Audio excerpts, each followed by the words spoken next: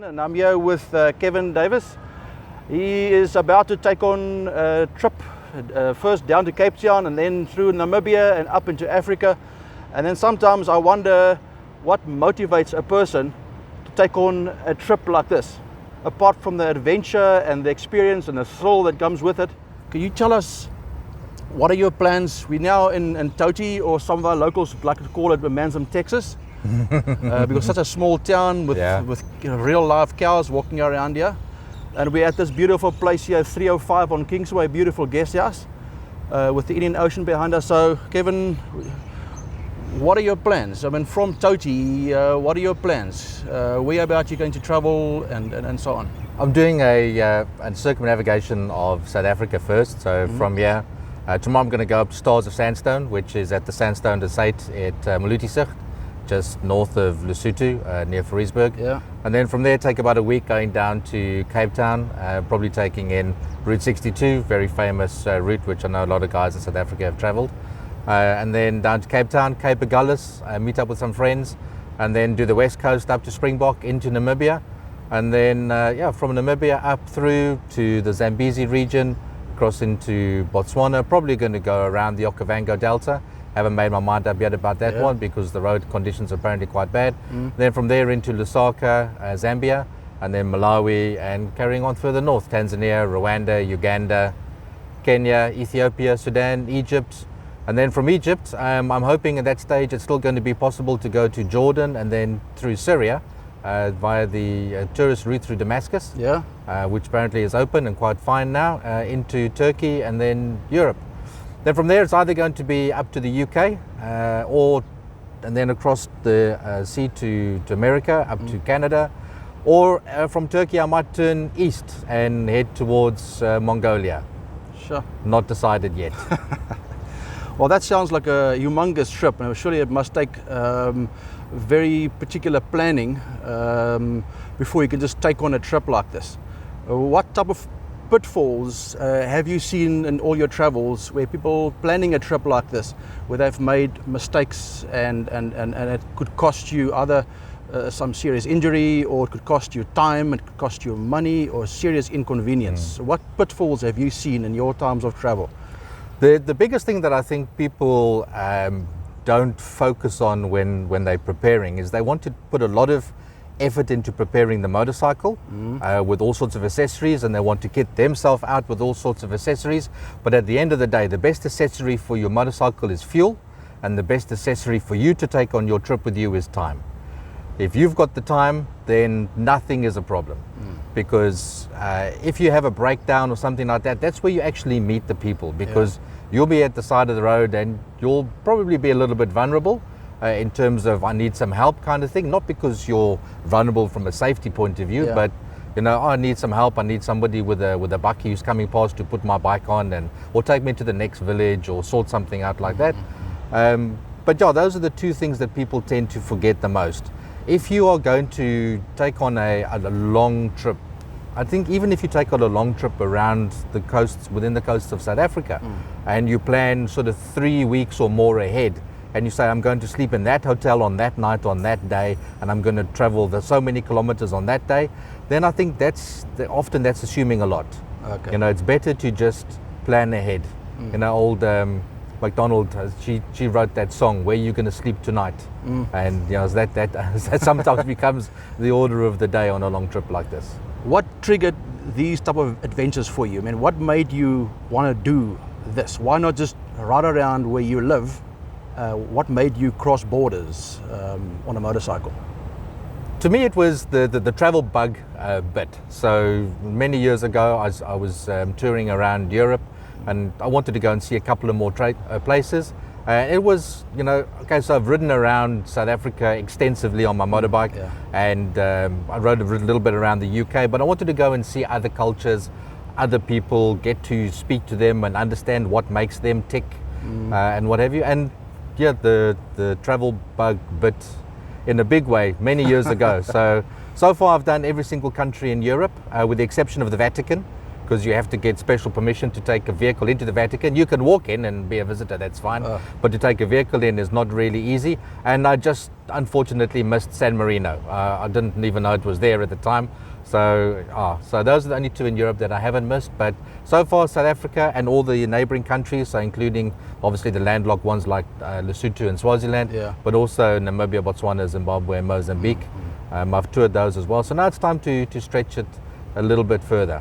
I can't help but ask, and some of you might say, oh, we knew that, but I can't help but ask, what motorcycle will you be using on this trip of yours?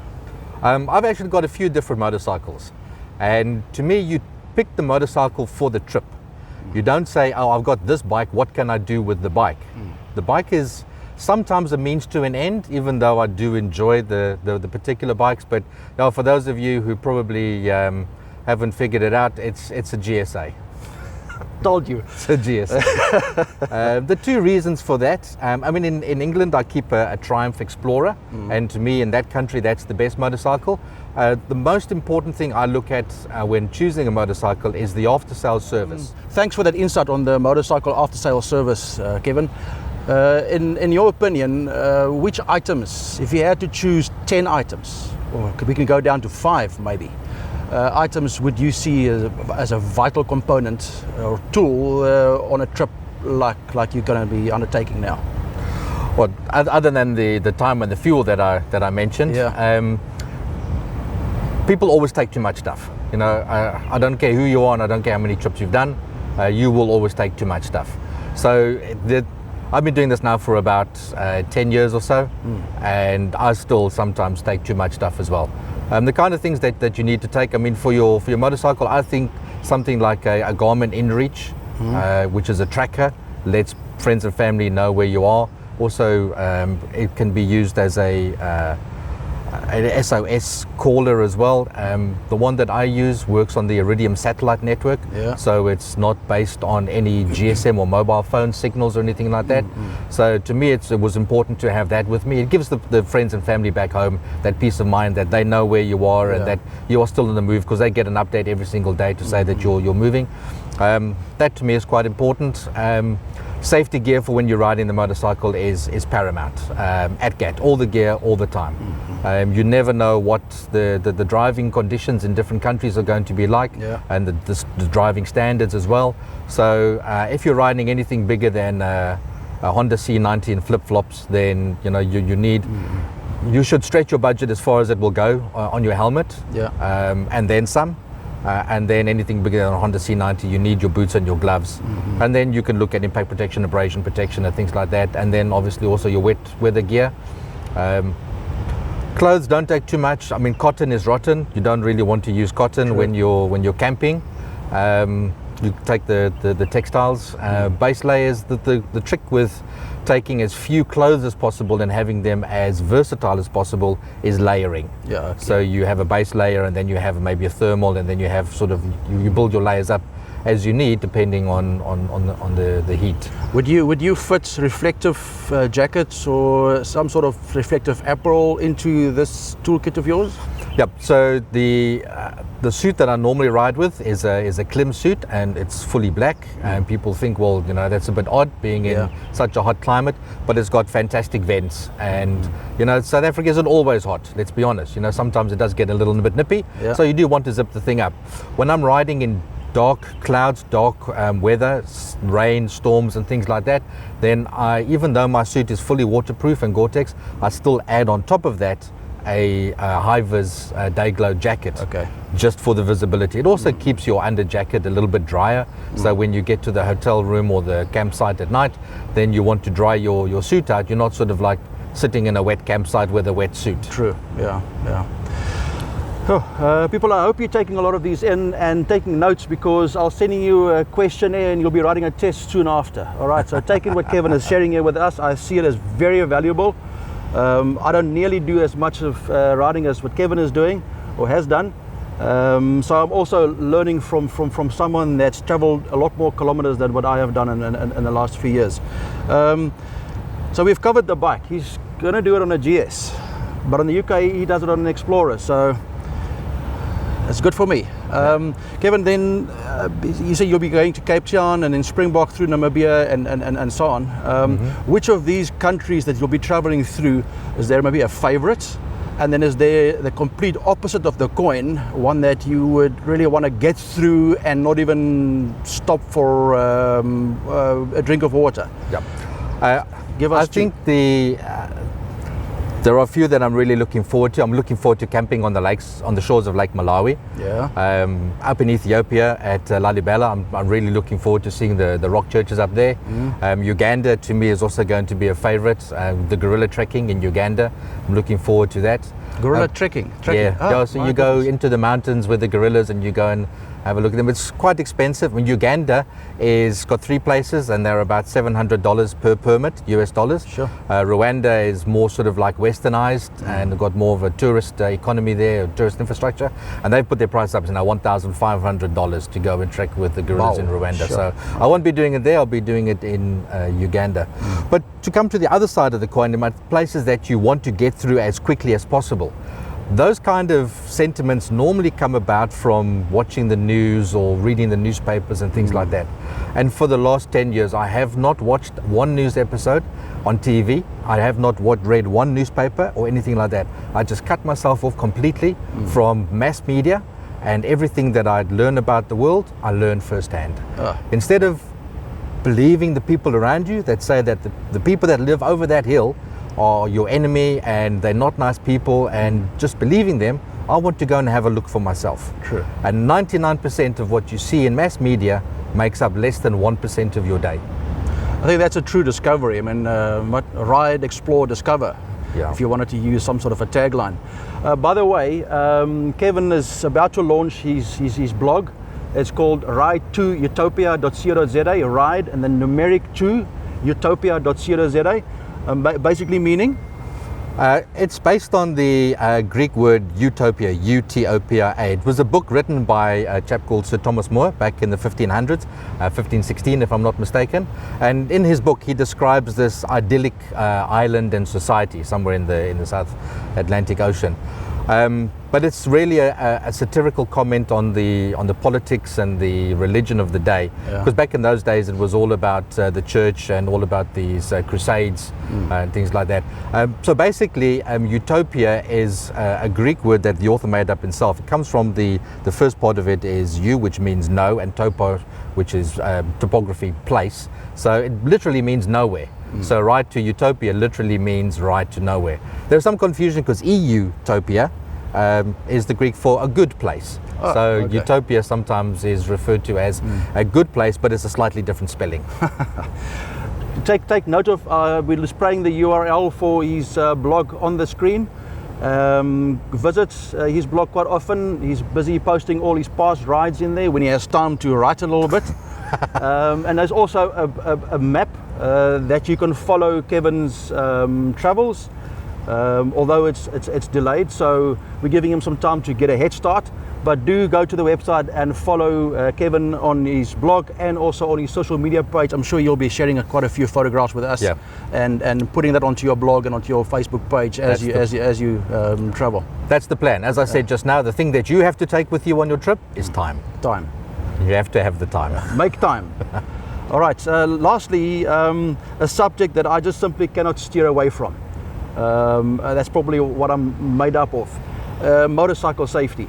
Kevin, to you, how important is motorcycle safety and everything that goes with it? As far as you've mentioned riding gear at GATS, I love you for that. And then the other side of that is rider training. It makes you a better rider in certain aspects, and also the way you think. And those. How important is rider training and motorcycle safety to you as a person? Very important. It's one of my passions. When I first decided that I wanted to use a motorcycle to go traveling and seeing places around the world, I chose the motorcycle rather than a vehicle, because I used the differentiation between being in a vehicle, you are a spectator, and being on a motorcycle, you're a participant. Correct. So you actually get to feel more of the environment around you and the people, and you're more connected to the places that you're traveling in. So when I decided to take the motorcycle, I was I was concerned that my focus was going to be more about what's going on the motorcycle and being relieved that I actually got to the end of the day without falling off or having an accident or something like that. So I went and did some advanced training, and they just opened my eyes. You know, things that you thought you knew just became so many things that you learned. You just thought to yourself, wow, you know, if I knew this before, you know, how much more enjoyable would my riding have been before? So with the focus now not being on what's going on the bike, so your lane position is correct, your speed is correct, your observation is correct, you can see what's going on around you. Now all of a sudden your focus is not in your immediate area, your focus is now much further afield, and you can enjoy the vistas of the places that you're going through. You can also, because you're looking further ahead and things like that, you can also spot potential dangers. I mean, let's be honest, this is Africa. You know, so if you're about to ride into something that could go horribly wrong, you probably would like to know that maybe 100 meters before you got there. True. Anticipation. It's called anticipation. Yep. All right. Just as a side note, Kevin on his travels, he's one of our channel sponsors for MSI. And I really appreciate you for that. Always my pleasure. Financially supporting us, and also with some merchandise. Kevin is going to be riding as the MSI ambassador when he travels in South Africa, and mainly up into Africa, looking at what they do in those countries, and if he can identify any other riding schools and talk to them about training and getting them their standards of training enhanced. So that they can take that through to their communities and so on. And I thank you for you taking that on yourself to stand in as an ambassador for MSI and really preaching the word of rider safety and rider education in other countries where I possibly cannot reach. So again, that's for that, thank you. If you see Kevin anywhere on the route, and if he walks up to you with a little pouch and something in there, don't run away. Please grab him, grab the gift from him, but more importantly, talk about his travels, ask a lot of questions, and don't take too long. He's got places to go and people to see. So Kevin, again, thanks a lot. I ask for the listeners again, please do go visit his blog. It's going to turn into a hub of vast knowledge and experience of all his travels. And before I forget, how long have you been riding for? Oh, my first bike was Port Shepstone, just down the road here. I used to ride to school and back on my little Honda MT5. Loved the thing to bits. So there'd be lots of bikes in between. There was a bit of a period in the middle there with, you know, family and kids and stuff like that, where the bikes had to take a bit of a back step. But yeah, fortunately now my my single life is made up of a lot of bikes. Focusing primarily on long distance traveling now, I would say for just over 11 years. Sure. Okay. 11 years traveling. That's a thing I see often sometimes from local riders or groups, where they say, let's go for a breakfast run, and they ride from Umhlanga to, for instance, Scottsboro. I mean, goodness gracious, man, that's not a ride. Go do a 1,000k breakfast run. Senekal for breakfast. They've got phenomenal breakfast in Senekal, and be back before sunset. And while you come back, go buy a Harry Smith's, or even to places like Mooiriver for lunch. That's the kind of riding that we should do more often. We've got a beautiful country, and I'm sure there are a lot of places where you and I haven't been to, and we can pull on Kevin's experience and extensive knowledge to help us not make mistakes that he might have made back then when he started off with this kind of adventure. Kevin, again, thanks a lot. If we compare the countries, I can only second what you say about South Africa being, to me, it is the motorcycle mecca of the world. I've ridden New Zealand, I've ridden Norway, I've ridden Europe, I've ridden lots and lots of countries, but every single time I come back to South Africa, it is just so special, special. Yeah, I can definitely second that. Kevin, thanks a lot for your time. My pleasure. We wish you all the best for your trip. Thank you very much. Down to Cape Town and then up into Namibia. I'm truly hoping that you will have a blessed trip and that you won't even get a flat. It's been known. Murphy's Law, huh? Yeah. All right, Kevin. Now that you said it, I'm going to have my first flat. Damn it. I'm sorry. Kevin, thanks a lot. My pleasure. Please stay in touch and keep us posted on your blog and on your Facebook page. We'll definitely do so. All right. Thanks so much for your time. Thank you very much. All right.